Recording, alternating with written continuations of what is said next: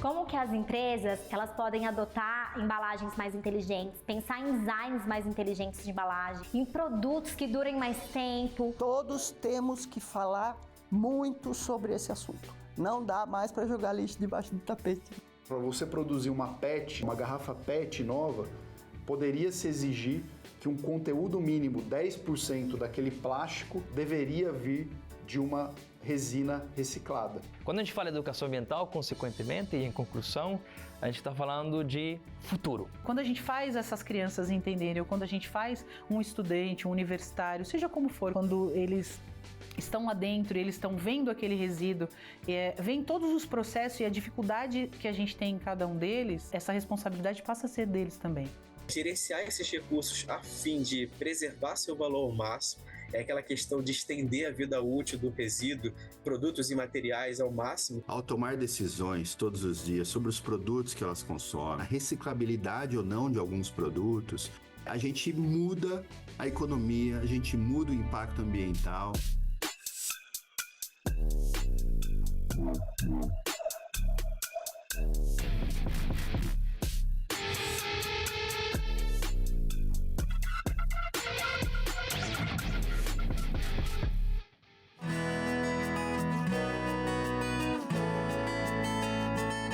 Antes de falar até dos métodos, é importante ter um olhar territorial, local. Acolher a necessidade de cada comunidade, de cada escola, de cada universidade. Depois desse diagnóstico, desse olhar, aí avaliar qual seria o melhor método para a expansão dessa educação ambiental. Se é a formação de núcleos de sustentabilidade, pensando em juventudes, no ensino médio ou na universidade. Nos casos dos menores, através de contação de histórias, peças teatrais, por exemplo. Então, pensando no ensino infantil, é mais atrativo, Você precisa envolver as pessoas no cotidiano.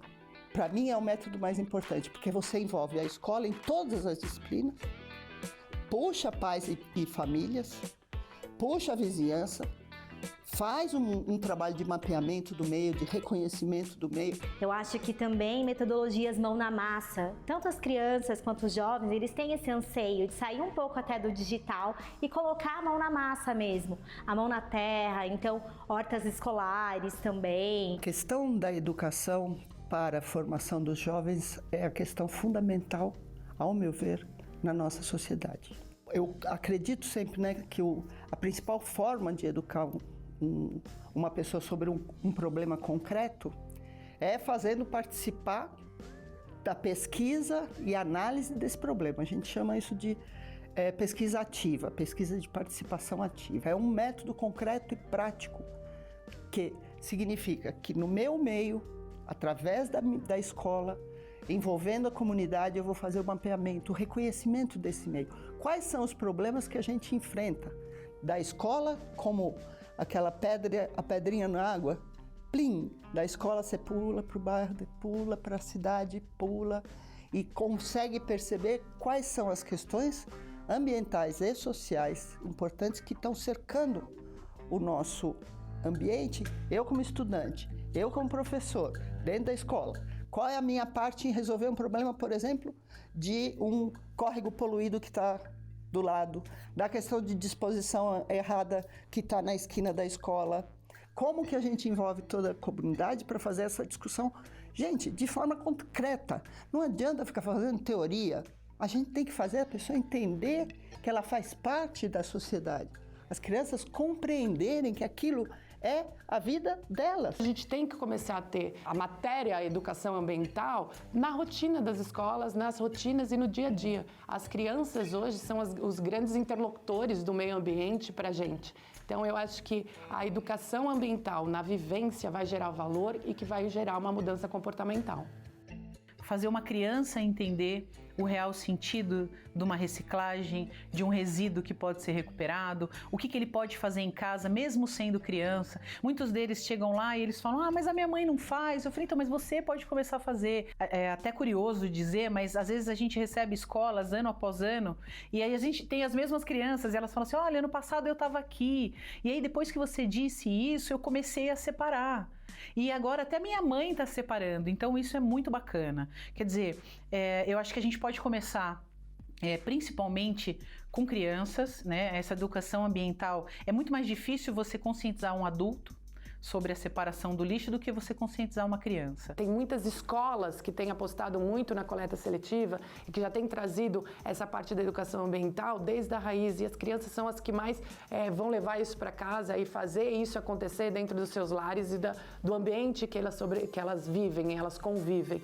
Então, muito embora às vezes não exista uma política definida para a coleta seletiva, né, a coleta porta a porta desse resíduo diferenciado, as iniciativas podem acontecer por estímulos de um próprio núcleo, de uma própria sociedade. Temos um papel muito nobre, que é justamente trazer essas informações que talvez pareçam não tão relevantes num contexto brasileiro atual, para um público como as juventudes, mas a gente tem notado que essas juventudes, elas se engajam de forma extraordinária na questão de sustentabilidade. Que tenha uma coleta seletiva dentro de uma universidade, que tenham workshops, que tenham treinamentos, que tenham palestras. Hoje, muitas pessoas, né, em função desse processo de educação ambiental, já separa o seu resíduo, já deixa o reciclado, ele já faz parte da coleta seletiva. Então, é um espírito colaborativo que tem um novo modelo econômico e que está trazendo, de fato, uma preocupação de uma sociedade como um todo sobre as questões ambientais e o planeta. Então, um planeta mais sustentável. Hoje, um dos grandes desafios do Brasil é a inserção da educação ambiental de uma maneira mais forte dentro da ampliação da reciclagem. Tivemos pesquisas recentes do Datafolha que mostram que, por um lado, a população fala da importância da reciclagem, da importância da coleta seletiva, mas menos de 1/3 da população faz, né? E muitos deles dizem que não fazem por preguiça, por achar que não vai fazer tanta diferença. Então, a gente tem que rapidamente poder integrar. Na Estratégia Nacional de Economia Circular, a gente tem um trabalho muito grande com o MEC, com as universidades, com as escolas. Precisamos trazer os estados e os municípios para promover essa educação ambiental desde o início, lá no primário, né, no secundário. Mas a gente já está dando grandes passos, né? Eu percebo isso muito claramente até dentro de casa. As minhas filhas hoje, elas já têm uma visão sobre meio ambiente, elas são muito menos discriminativas, elas são muito mais inclusivas do que a minha própria geração. Então, apesar de que a gente ainda precisa evoluir muito em educação ambiental, existe um caminho a ser trilhado que está sendo trilhado. Isso é uma boa notícia. Os professores, eles tenham a visão de que essa educação ambiental é fundamental para que os seus alunos que eles têm, né, ano após ano, eles consigam enxergar o valor da sustentabilidade, da economia circular, da descarbonização, da gestão dos resíduos. O simples fato da gente conseguir com que esses alunos, esses jovens, eles saibam para onde que vai o resíduo, já é uma grande vitória. Quando a gente faz essas crianças entenderem, ou quando a gente faz um estudante, um universitário, seja como for, quando eles estão lá dentro, eles estão vendo aquele resíduo, vem todos os processos e a dificuldade que a gente tem em cada um deles, essa responsabilidade passa a ser deles também. Eles conseguem entender isso. A gente tem catadores que eram catadores ou que trabalhavam com reciclagem e hoje eles estão trabalhando como CLT dentro de uma empresa, de uma central de triagem, por exemplo. Quando a gente para pensar que a política nacional, ela tem o seu principal objetivo acabar com os lixões e que, de fato, a gente não alcançou, mas a gente está caminhando para isso, é um grande passo para a sociedade, né? Você vai ter a geração de emprego, você tira esses catadores dessa situação vulnerável e consegue colocar eles numa condição de trabalho em cooperativas, onde eles consigam enxergar mais valor. Essa mesma gestão de resíduos sólidos é uma oportunidade histórica de integrar essas agendas sociais, em especial a agenda dos catadores e catadoras de material reciclado, né, que devem ser remunerados e pagos pelo serviço ambiental que prestam. As prefeituras, por outro lado, gastam quase 50 bilhões para recolher e enterrar resíduos.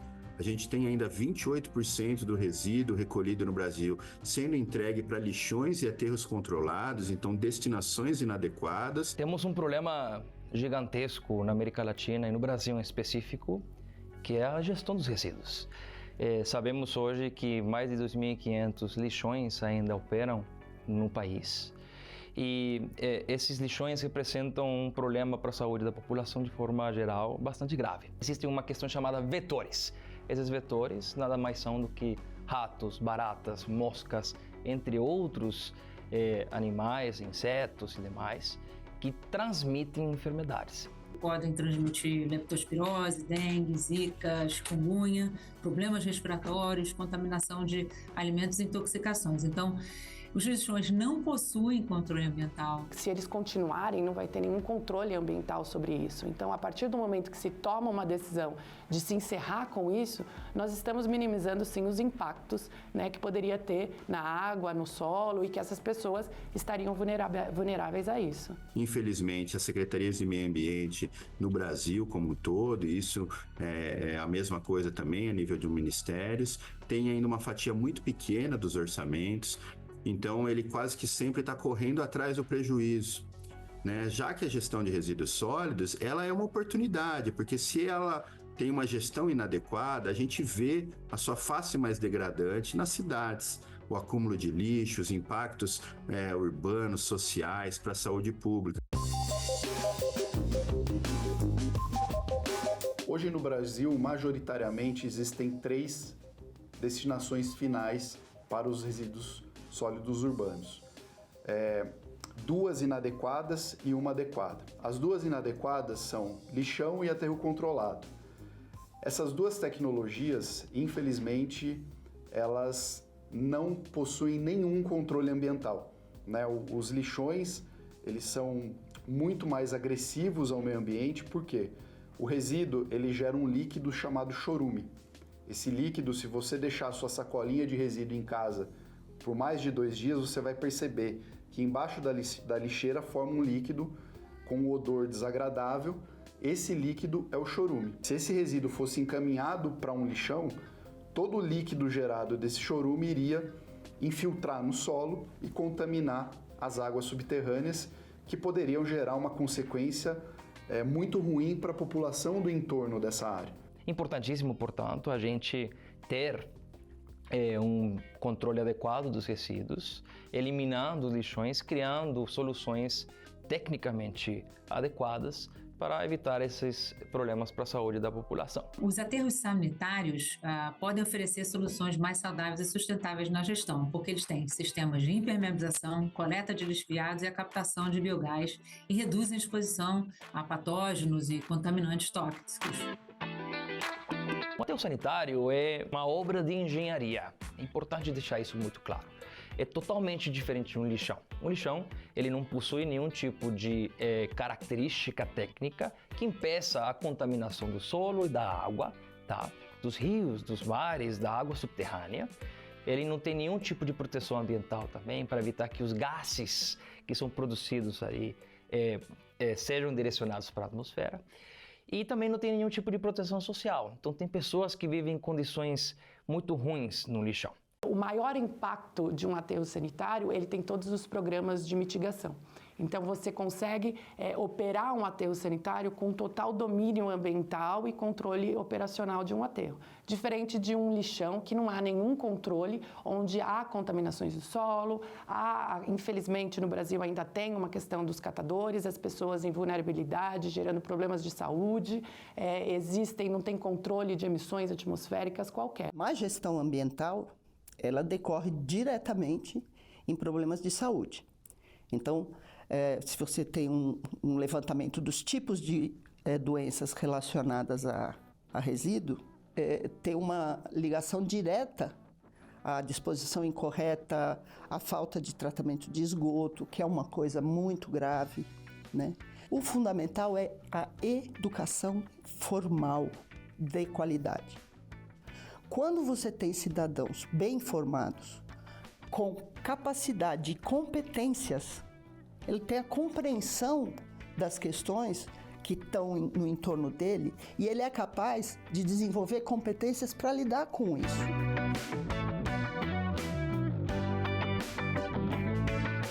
É importante as pessoas entenderem e conhecerem toda essa cadeia do resíduo. É importante as pessoas elas terem esse conhecimento de onde vêm as coisas que a gente usa, para onde essas coisas vão, porque o saquinho de lixo, né, sair da frente da nossa casa e parece que não é mais problema nosso. A gente tem essa questão do jogar fora. Mas a gente joga fora de onde? Do planeta? A gente não joga fora do planeta, a gente coabita o mesmo espaço. Então como que a gente também dentro da nossa rotina, no nosso dia a dia, nas coisas que a gente faz na nossa casa, a gente também consegue impactar de maneira positiva, né, essa cadeia toda de resíduo. Hoje, o lixo para muita gente, ele é algo que você descarta e ele não sabe para onde ele vai. Agora, o resíduo urbano em si, ele pode ser transformado em insumos para muitas coisas. Esse resíduo que parece tão, né, longe da gente, tão fora do nosso contexto do dia a dia, na verdade é aquilo lá que a gente gera todos os dias. Aquele alimento que a gente eventualmente não usou mais, aquela casca de alguma fruta que eventualmente a gente deixou lá, alguma embalagem que a gente já utilizou e que a gente coloca lá naquele saco e deixa na porta de casa para alguém recolher. Então a gente faz parte desse contexto e, consequentemente, devemos estar informados e cientes para onde que vai esse resíduo efetivamente, como que ele é tratado, para evitar esses problemas de saúde. Então, como que a gente reduz os poluentes dentro de um determinado processo é uma responsabilidade também coletiva. Porque resíduo e questão de tratamento de saneamento são aspectos que ninguém quer tocar, não são populares.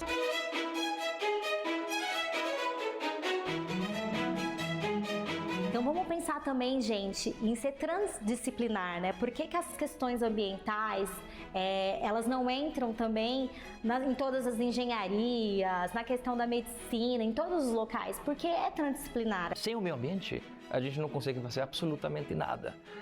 A gente precisa de água, a gente precisa de florestas, a gente precisa de uma gestão adequada de resíduos para a gente conseguir se desenvolver como sociedade, para a gente conseguir ter um futuro.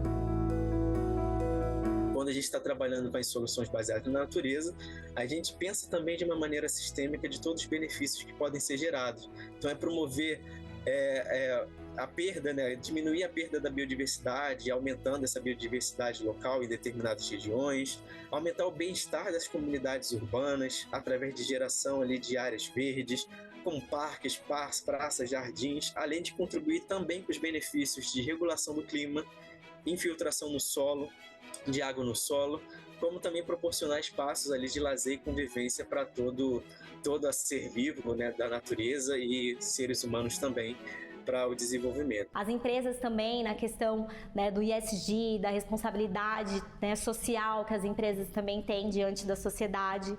Então a gente precisa de recurso, a gente precisa de pessoas pensando nisso, a gente precisa de leis de incentivo, a gente pode dentro do terceiro setor pensar em advocacy, que é pensar e ajudar e atuar mais próximo ao governo, pensando em soluções e em legislações para essas questões de impacto social, para essas questões ambientais também. As iniciativas ESG, todas essas agendas, a sustentabilidade, o que ela vem demonstrando é uma mudança da sociedade, né? A sociedade está com atitude, a sociedade está buscando por conhecimento, então ela está zelando por ter mais informações sobre meio ambiente, sobre o planeta, sobre mudanças climáticas, sobre inclusão, e isso faz uma mudança, né, comportamental na sociedade. A sociedade está exigindo isso das empresas e quem não se adaptar não vai ter perenidade. Existem oportunidades econômicas, né, que o ESG oferece e também novos empregos, novos negócios. Então, por exemplo, serão criados empregos em setores como reciclagem, energias renováveis e gestão de resíduos,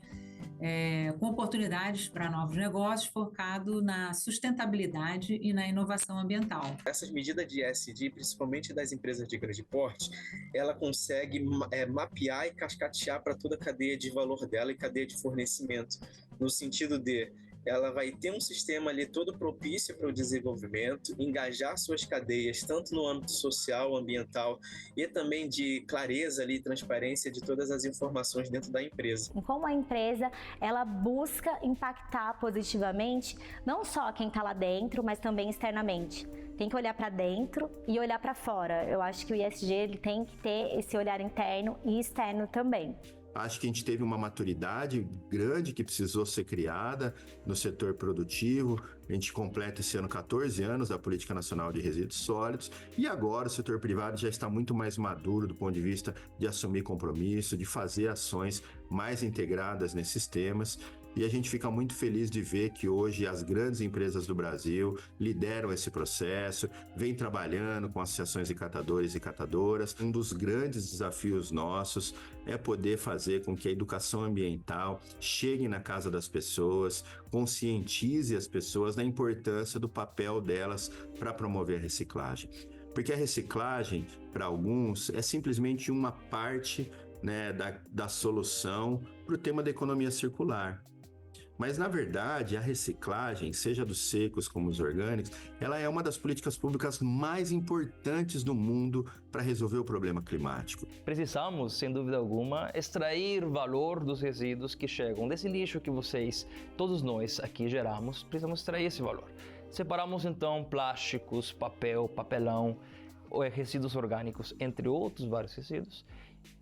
Separados estes, a gente embala de forma adequada e encaminha para a reciclagem, para que eles possam se tornar novas embalagens, novos produtos e assim, consequentemente, contribuir com a economia circular. Então, uma grande iniciativa de incentivo poderia ser uma isenção fiscal para estimular a cadeia de reciclagem, não só na venda do produto reciclável, como em toda a cadeia de equipamentos de reciclagem, por exemplo. Quando você implementa esses incentivos, você fomenta a indústria e os empreendedores a implementarem cada vez mais projetos de reciclagem. Se a gente tem uma sociedade com jovens, mesmo na periferia, sobretudo na periferia, que é onde a gente vê muitas iniciativas interessantíssimas. Pega lá, fecha um bairro inteiro com a reciclagem. Monta uma startup com os meninos. Para isso, eles têm que estar bem informados. Essa startup gera móveis, utensílios domésticos, decoração, roupa, tudo, placa para rua, caderno de papel. Por que não acontece isso? Porque nós não temos uma sociedade preparada para trabalhar todo esse ciclo. E os meninos saem da escola sem condição de entender uma sentença básica, muito menos desenvolver projetos mais sofisticados. Voltado para essa questão social da economia circular, a gente sabe que investir nesses benefícios ela melhora a qualidade de vida das pessoas, né, no sentido de, uma vez que eu tenho uma economia circular posta, né, eu consigo fazer com que haja redução da poluição ambiental em diversos aspectos e também os impactos negativos à saúde pública, uma vez que a gente diminui ali a contaminação de ar, solo, água e outras prevenções de doenças que podem ser vinculadas a esse meio e ações ali para a saúde. Quase 50% dos esgotos do Brasil não são tratados. Metade do lixo do Brasil vai para lixão. Nós temos uma política de resíduos sólidos nacional de 2010, que dizia que em 2013 não podia ter mais lixão. Depois foi para 2000, não sei quando, e até hoje nós temos metade dos resíduos de lixão. Então, o que eu chamo de trabalho educacional é um trabalho de consciência com relação à responsabilidade que todos nós temos. O lixo não nasce no chão, nós geramos. A gente tem um consumo muito rápido de determinados materiais, então usou, jogou fora. E a gente ainda tem uma questão de descarte inadequado de resíduos, né? É estimular o design para a economia circular. Então a gente pensar sempre no início da cadeia, como eu gerei esse produto, e se eu estou pensando na modularidade e inserção na cadeia. Gerenciar esses recursos a fim de preservar seu valor ao máximo. É aquela questão de estender a vida útil do resíduo, produtos e materiais ao máximo que a gente conseguir e criar condições econômicas para essa transição. Não somente transicionar, mas ter um cenário propício para que todas as empresas, todo o setor privado consiga impulsionar essa agenda de uma maneira bem célere, né? Imagina um futuro onde as pessoas vão ser motivadas por gerar cada vez mais menos resíduos. E a geração de uma menor quantidade de resíduo seja um estímulo para essa sociedade como um todo. E quando houver essa geração, que ela priorize de fato os resíduos que consigam ser valorizados e consigam ser recicláveis. A gente tem aquelas embalagens retornáveis ou então produtos que são concentrados e a gente coloca na nossa embalagem retornável, em vez de a gente comprar todo o produto, é outra medida. Quando você vai projetar uma nova embalagem, você tem que pensar que aquela embalagem ela precisa ter um incentivo para ser reciclada, né? Desde a composição do material, desde o formato, da possibilidade de ter uma valorização daquele material. Então, você desenha uma embalagem pensando no seu destino final. A gente está fechando o ciclo, certo? A gente traz um material que eventualmente não tinha nenhum valor e ele se torna muito valioso no seguinte ciclo. Tá? Esses materiais eles se tornam depois novas embalagens, se tornam novos modelos de negócio para outras empresas. Eles têm um impacto social também, né? Existe no fluxo dos resíduos pessoas que trabalham com resíduos, né? Que fazem a coleta, que fazem a separação desses resíduos. As pessoas precisam entender que ao tomar decisões todos os dias sobre os produtos que elas consomem, né, sobre o tipo de embalagem que vem nos produtos que elas consomem, na possibilidade ou não, na reciclabilidade ou não de alguns produtos, né, a gente muda a economia, a gente muda o impacto ambiental. A educação ambiental, se ampliada, se realmente universalizada, o que significa se isso acontecer? Significa que a educação melhorou. Significa que a sociedade começou a exigir e integrar esses processos no seu próprio currículo dentro da escola e na sociedade. Acreditamos firmemente que trazendo as informações, engajando esse grupo que são os jovens, as juventudes de forma geral, são essas pessoas que serão nossos próximos governantes, nossos próximos empresários, serão as pessoas que vão, né, tomar de fato as decisões do que está por vir na sociedade, no Brasil e no mundo. Todos temos que falar muito sobre esse assunto. Não dá mais para jogar lixo debaixo do tapete. Quando a gente fala de educação ambiental, consequentemente, e em conclusão, a gente está falando de futuro. E precisamos olhar para o futuro. Eu tenho esperança que nós vamos melhorar.